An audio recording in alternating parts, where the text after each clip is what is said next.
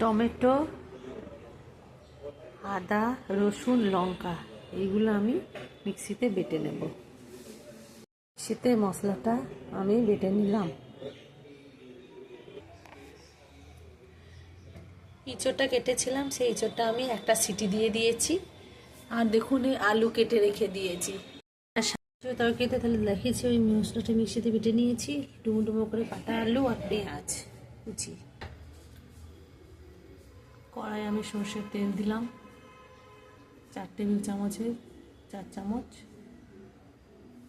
আলুগুলো একটা একটা করে দিয়ে সব ভেজে নেব।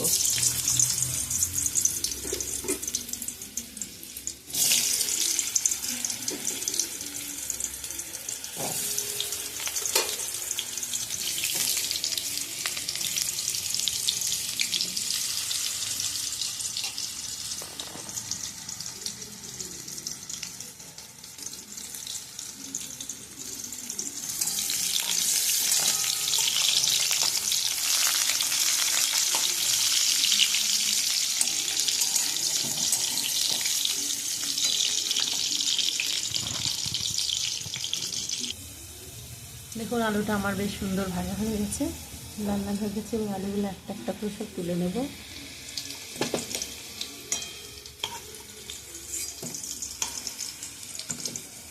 এবার এই তেলের মধ্যে আমি পেঁয়াজ কুচিগুলো দিয়ে দেবো।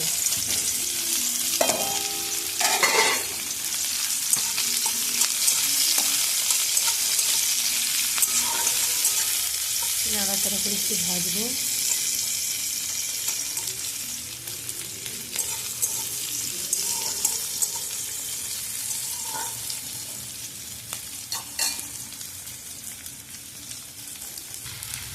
দেখুন পেঁয়াজটা আমার অনেকটাই ভাজা হয়ে গেছে। এবার সেই বেটে রাখা মিক্সির মশলাটা দিয়ে দেবো এতে। এবার এটাকে আমি ভালো করে নাড়াচাড়া করবো। মশলাটা কষতে হবে, ভালো করে নাড়াচাড়া করে মশলাটা কষবো।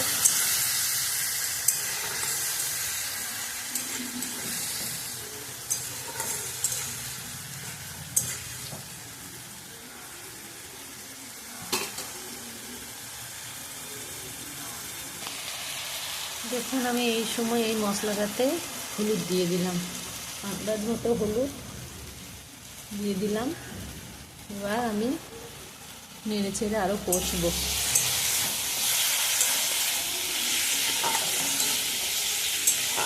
এখন তো এঁচোড় সারা বছরই পাওয়া যাচ্ছে,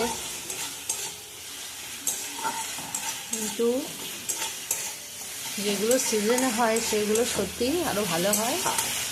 আজকে দেখি এই রান্নাটা করছি এইভাবে, মনে তো হচ্ছে ভালো হবে খেতে। সঙ্গে থাকুন সবাই।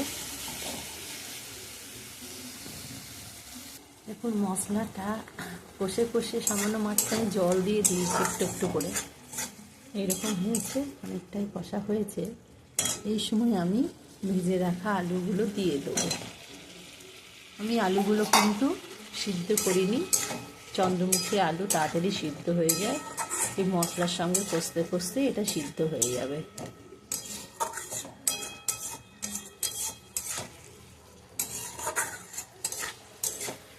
এটা আর একটু কষবো, তারপর সিদ্ধ করা এঁচোড় দিয়ে দেবো। কালারটা খুব সুন্দর হয়েছে, সুগন্ধও বেরিয়েছে। যদি এই সুগন্ধটা আপনাদের সঙ্গে শেয়ার করতে পারতাম খুব ভালো হতো। সবাইকে নিমন্ত্রণ করলাম আসার জন্য। আমাদের এখানে আসবেন, একদিন এঁচোড় রান্নার পার্টি করব। ঠিক আছে, ঠিক আছে। দেখুন পরপর কীভাবে আমি রান্নাটা করছি। আস্তে আস্তে দেখুন রঙটা চেঞ্জ হয়ে যাচ্ছে। দেখুন কি সুন্দর দেখতে হয়েছে না? মনে হচ্ছে যেন আলুর পরিবর্তে বড় বড় চিকেনের পিস।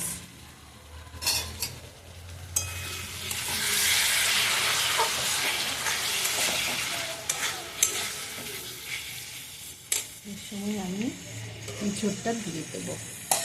সিদ্ধ করে রাখা এঁচোড়গুলো দিয়ে দিলাম। এবার এটা নেড়ে চড়ে শুধু কষাতে হবে।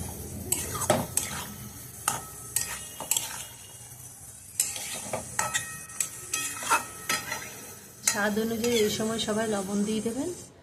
আমিও লবণ দিয়ে দিচ্ছি স্বাদ অনুযায়ী, যে যেমন লবণ খান।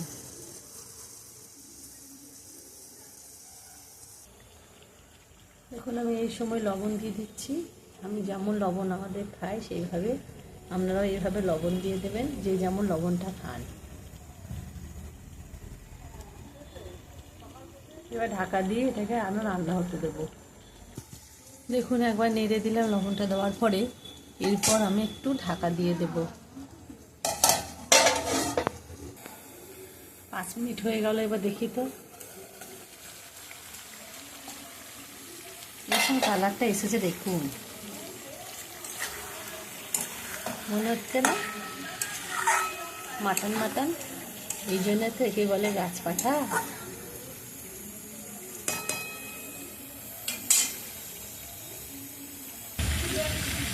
দেখুন আমার এই রান্নাটা এঁচোড়টা কষতে কষতে একদম পুরো ডিটো মাটন কষার মতো গন্ধ বেরিয়েছে, একদম দেখতে পুরো মাটন মাটন লাগছে। এবার এতে সামান্য জল দিয়ে ঢাকা দিয়ে দেবো সিদ্ধ হওয়ার জন্য। দেখুন বন্ধুরা, আমি এটা সামান্য জল দিয়েছি, এই বড় কাপের 1 কাপ আস। এবার আমি এটা ঢাকা দিয়ে দেবো 10 মিনিটের জন্য। 10 মিনিট পরে ফিরে আসছি, দেখি কেমন হয় আমার গাছপাঠা। 10 মিনিট আমার এটা হয়ে গেছে, দেখি কীরকম অবস্থা। সুন্দর হয়েছে, দারুণ সুগন্ধ বেরিয়েছে। সবাই মিলে একদিন এইভাবে আসুন, আনন্দ করব, গাছপাটা করে আবার খাবো। গরম ভাতে জাস্ট জমে যাবে। গরম ভাত কেন, ফ্রাইড রাইসও খুব ভালো লাগবে, আবার নান রুটি পরোটাতেও খুব ভালো লাগবে। আমি ওই জন্য ঝোল ঝোল করে, দেখুন গামাখা করেছি। ঠিক আছে, আমার রান্নাটা যদি খুব ভালো লেগে থাকে সবার সাথে শেয়ার করবেন।